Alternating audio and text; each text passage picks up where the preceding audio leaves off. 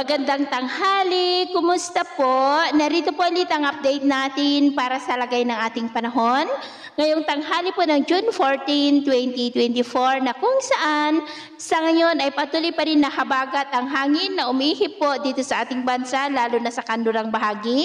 Habang sa silangang bahagi po ng Mindanao ay may nabubuong Intertropical Convergence Zone and within that ITZZ ay meron pong LPA na nabubuo at sa ating long range forecast wala pa naman pong bagyo na namamataan na tatawid dito po sa ating bansa hanggang sa susunod na 2 linggo. At sa lagay ng ating panahon ngayong tanghali ay maayos ang panahon sa malaking bahagi ng bansa pero may tsansa pa rin ng maulap na kalangitan with isolated rains sa ilang bahagi po ng Pangasinan, Mamburao, Southern Palawan, Masbate, Panay Island, Negros, Cebu, Bohol, Leyte, Samar Provinces, Sulu Archipelago, Zamboanga Peninsula at Surigao del Norte.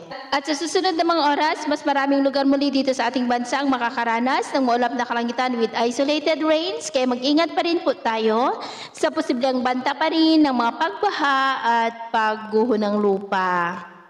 At sa atin naman pong mga baybayin, wala naman po tayong nakataas na namang gale warning signals, pero iba yung pag-iingat lamang po kung papalaot tayo para mas makaiwas sa mga sakunang pangkaragatan. So yun po ang latest update natin sa araw na ito.